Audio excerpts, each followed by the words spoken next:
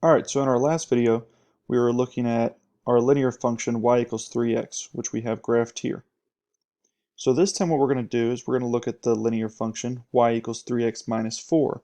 So what happens if we add or subtract a number from our x value? That's what we want to see. So first we need to fill in a table of our points from this function, y equals 3x minus 4.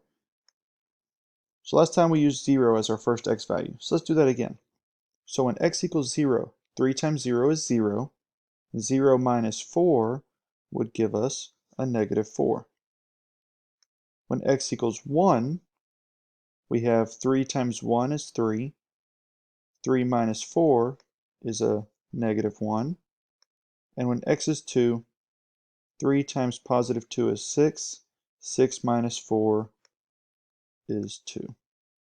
Okay, so now we're going to go down here into our coordinate grid, and we're going to graph these points. So our first one, we have 0, comma, negative 4.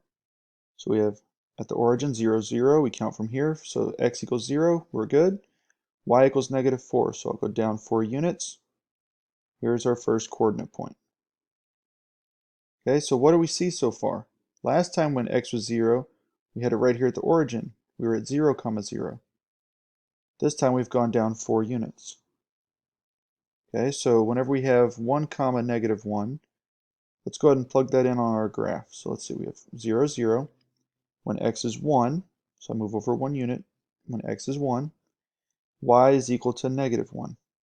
So I go down to y equal negative 1. So when x is 1, y is negative 1. There we go. And again, looking at last time when we had a point at x equals 1, our new point is 1, 2, 3, 4 units below. So we're starting to see a pattern. We're 4 units below each previous point. From this equation here, this function, y equals 3x to y equals 3x minus 4, we're shifting down 4 units. So let's see. From this point, when x equals 3, or sorry, whenever x equals 2, 1, 2, 3, 4, if I go 4 down from that, let's see if our next coordinate will be here at 2, comma 2, and it is 2, comma 2. So there is a pattern going on. So again, x equals 2, when y equals 2, right about there. Now let's keep going.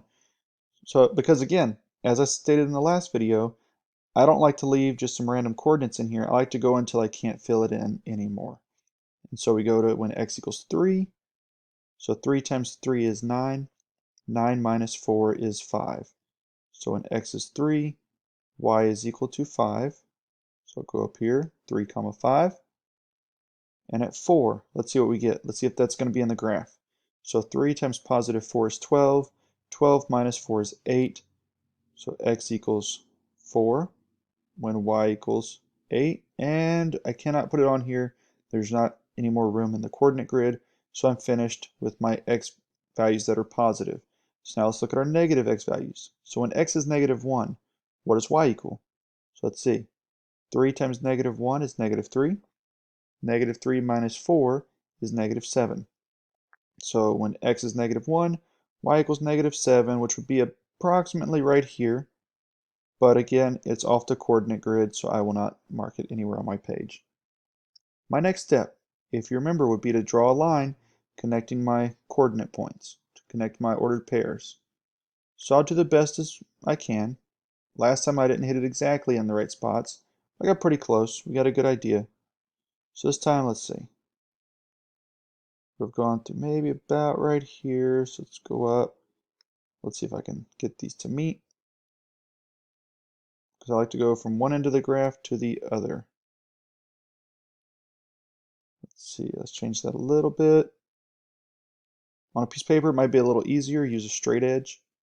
You know, like the side of a paper, side of a book, something that gives you a straight edge to connect all these points on the side of your edge and then draw the line connecting them. Okay, so when we look at this, well, what happened? What happened with this new function that's different from our original one? When we look at it, it had a minus 4 at the back end that we didn't have here. And when we looked at our graph, all of our points shifted downwards 4 units. So when we're subtracting from x, we're moving our graph down that many units. So could we assume that if we're adding to x, it's going to shift up that many units. Try it out, see what happens.